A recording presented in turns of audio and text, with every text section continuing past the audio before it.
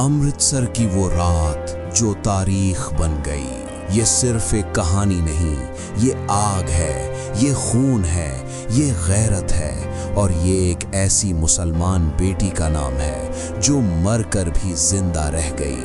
امرتسر، وہ شہر جو کبھی روشنیوں سے چمکتا تھا، اب آگ کی لپیٹ میں تھا۔ گلیاں لاشوں سے بھری ہوئی تھیں، فضا میں بارود، جلی ہوئی لکڑی اور انسانی جسم کی بو گھلی ہوئی تھی۔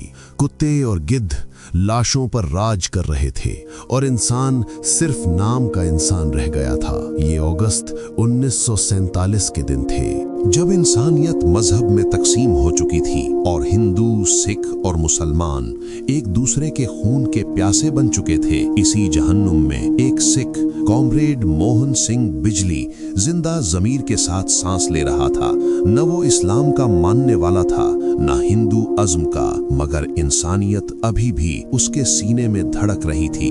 ایک کوٹھڑی، ایک دیا اور ایک فیصلہ، شراب میں دھت چند درندہ صفت ہندو غنڈے ایک مسلمان لڑکی کو اغوا کر کے ایک کوٹھڑی میں بند کر چکے تھے۔ وہ لڑکی 17-18 سال کی، پھٹے ہوئے کپڑے، نوچے ہوئے بال، مگر آنکھوں میں چیتے جیسی چمک۔ جب موہن سنگھ بجلی اس کوٹھری میں داخل ہوا تو اس نے گرج کر کہا، خبردار جو مجھے ہاتھ لگایا۔ مگر جب اس نے سنا، بیٹی میں تمہیں بچانے آیا ہوں، تو پہلی بار اس کی آنکھوں میں خوف کے ساتھ اعتماد بھی اترا۔ وہ آہستہ سے بولی، میرا نام رضیہ بانو ہے، میں MAO گرلز ہائی اسکول کی اسٹوڈنٹ تھی۔ ہندوؤں نے میرے ابا، امی اور میرے دونوں بھائی میرے سامنے شہید کر دیے اور مجھے یہاں اٹھا کر لے آئے۔ پھر اس نے کانپتے ہاتھوں سے اپنے گلے سے تعویذ اتارا اور کہا، یہ امانت کسی مسلمان کو دے دینا، کیونکہ مسلمان گھرانے کی لڑکی اپنی عزت کو جان سے زیادہ عزیز رکھتی ہے۔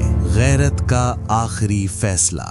اگلے ہی لمحے رضیہ بانو نے موہن سنگھ کی کرپان کھینچ لی اور اپنے ہی سینے میں اتار لی۔ ایک لمحہ، ایک چیخ اور پھر خاموشی۔ جب وہ درندے واپس آئے تو ہنس کر بولے، مر گئی تو مرنے دو، کوئی اور اٹھا لائیں گے۔ مگر موہن سنگھ بجلی وہیں کھڑا تھا، ٹوٹا ہوا، شرمندہ اور روتا ہوا۔